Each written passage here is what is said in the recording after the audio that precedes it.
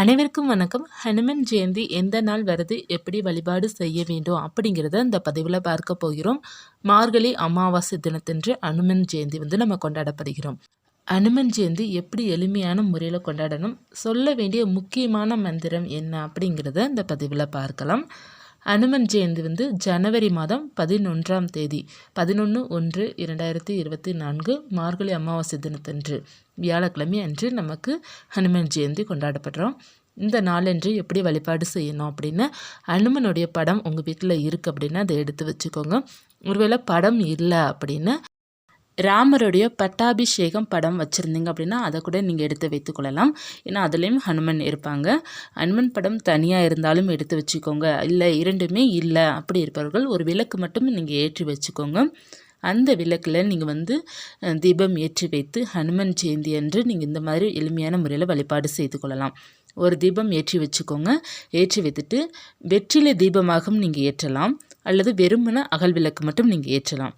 இவருக்கு வெற்றிலை மாலை போட்டு வழிபாடு செய்யும்போது வேண்டுதல்கள் நிறைவேறும். எப்படி ஏற்றணும் அப்படின்னா, நம்ம எப்படி செவ்வாய்க்கிழமை முருகனுக்கு வெற்றிலை தீபம் ஏற்றுமோ அதே போல் ஒரு 5 வெற்றிலை வைத்து நடுவில் ஒரு அகல் விளக்கு வைத்து ஹனுமன் ஜெயந்திக்கு நீங்கள் வழிபாடு செய்யும் போதும் உங்களுக்கு நல்ல மாற்றங்கள் இருக்கும். ஒருவேளை அப்படி முடியல அப்படின்னா கூட நீங்கள் ஒரு 5 வெற்றிலை மாலையாக கட்டி அந்த விளக்கு ஏற்றி வைத்து அந்த விளக்கு சுற்றி மாலை மாதிரி போட்டு நீங்கள் வழிபாடு செய்து கொள்ளலாம். வைக்க வேண்டிய நெய்வேத்தியம் என்ன அப்படின்னா, மலர்கள் வாசனை மலர்கள் போட்டுக்கோங்க. எந்த மலர்கள் கிடைக்குதோ அதை பயன்படுத்திக்கோங்க. வைக்க வேண்டிய முக்கியமான நெய்வேத்தியம் அவல் பொரி வடை வைப்பது ரொம்ப சிறப்பு. ஏன்னா வடை மாலையில் நமக்கு கோவிலில் ஹனுமன் ஜெயந்தி அன்றைக்கு சாற்றுவாங்க. அப்படி சாற்றி வழிபாடு செய்யும்போது நம்மளுடைய வேண்டுதல் நிறைவேறும். வெற்றிலை மாலை அல்லது வடை மாலை இதெல்லாம் நம்ம சாற்றுவது ரொம்ப சிறப்பு. இல்லை அப்படின்னா நம்ம ஒரு வடை மட்டும் கொஞ்சம் சுட்டு வச்சுக்கலாம். உளுந்த வடையாக இருக்கலாம். உளுந்த வடையே ரொம்ப சிறப்பானது. உளுந்த வடை வைத்து நம்ம வழிபாடு செய்யலாம்.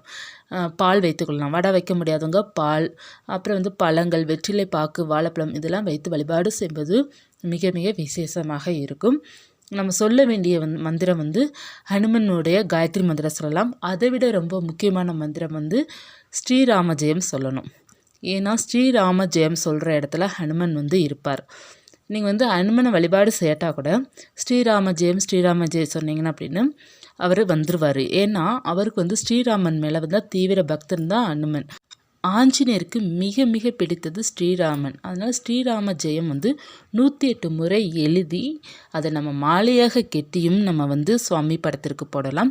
அல்லது பக்கத்தில் ஆலயம் இருக்குது பார்த்திங்களா, ஹனுமன் ஆலயம் இருந்துச்சு அப்படின்னா வெற்றிலை மாலை அல்லது ஸ்ரீராம ஜெயம் எழுதி கூட நீங்கள் 108 முறை சின்ன சின்ன பேப்பரில் எழுதி நூலில் கெட்டி நீங்கள் மாலையாக போட்டுட்டு வாங்க. உங்களுடைய வேண்டுதல் என்னவாக இருந்தாலும் அது நிச்சயமாக நிறைவேறும். 108 முறை எழுதணும். இல்லைன்னா நீங்கள் வீட்டில் தான் இருக்கிறீங்க, பக்கத்தில் கோவிலுக்கு போக முடியல அப்படின்னா 108 முறை ஸ்ரீராம ஜெயம்னு ஒரு நோட்டில் எழுதுங்க. நீங்கள் எழுதும்போது என்ன பண்ணணும் அப்படின்னா, உங்களுடைய பக்கத்தில் ஒரு மணப்பலகை போட்டுறணும். அப்படி இல்லைன்னா ஏதாவது ஒரு கிளாத், நல்ல ஒரு கிளாத்து, அதாவது ஒரு மேட்டு மாதிரி கூட நீங்கள் விரித்து விட்டுருங்க. அந்த மேட்டு உங்களை முன்னாடியே பக்கத்தில் வச்சுக்கோங்க. ஏன்னா நீங்கள் ஸ்ரீராம ஜெயம் எழுதினாலே ஹனுமன் வருவாங்க அப்படிங்கிறது ஐதீகம். ஏன்னா ஸ்ரீராம ஜெயம் எழுதும்போது அவர் அதை பார்த்து ரொம்ப சந்தோஷப்படுவார், ஆனந்தப்படுவார். நம்மளுடைய வேண்டுதல் எல்லாத்தையுமே அவர் நிறைவேற்றி வைப்பார் அப்படிங்கிறது ஐதீகமாக இருக்குது. நிறைய புராண கதைகளில் சொல்லப்பட்டிருக்குது. அதனால் நீங்கள் ஸ்ரீராம ஜெயம் அப்படிங்கிற மந்திரத்தை மட்டும் 108 முறை சொன்னாலே போதும். உங்களுக்கு ஹனுமனோட அருளும் பரிபூர்ணமாக கிடைக்கும். ஸ்ரீராமனுடைய அருளும் உங்களுக்கு பரிபூர்ணமாக கிடைக்கும். வாழ்க்கையில் செல்வம், புகழ், பேர் எல்லாமே சேரணும் அப்படின்னா நம்ம ராமருடைய பட்டாபிஷேக படம் வைத்து வழிபாடு செய்யணும். ரொம்ப நல்லதாக இருக்கும். அதற்கப்புறம் ஹனுமனுடைய படம் இருப்பவர்கள்லாம் அவருடைய வாலில் இருந்து நம்ம மஞ்சள் குங்குமம் போட்டு வச்சுட்டு வந்தோம் அப்படின்னா நம்மளுடைய வேண்டுதல் நிறைவேறும். அந்த வாலில் வைக்கும்போது அந்த வாலில் முடிவதற்குள் நம்மளுடைய வேண்டுதல் நிறைவேறும் அப்படிங்கிறதும் சொல்லுவாங்க.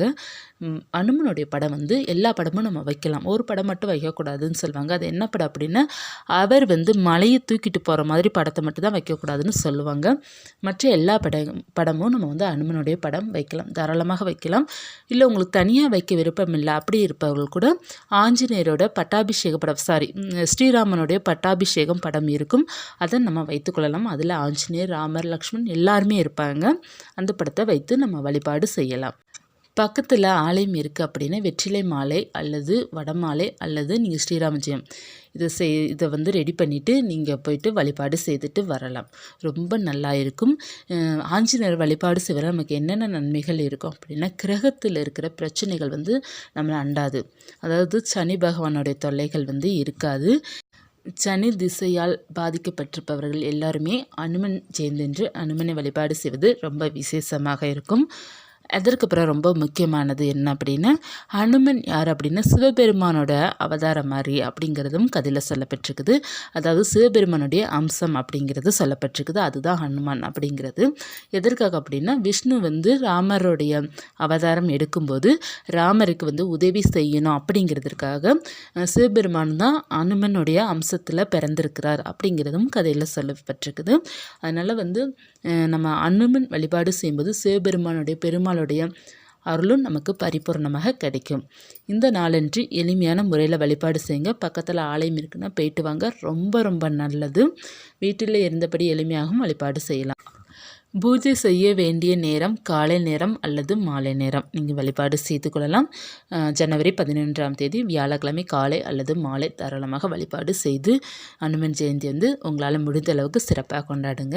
இந்த பதிவு உங்களுக்கு உபயோகமாக இருந்துச்சுன்னா லைக் பண்ணுங்கள். மீண்டும் ஒரு ஆன்மீகத்துடன் உங்களை சந்திக்கிறேன். நன்றி.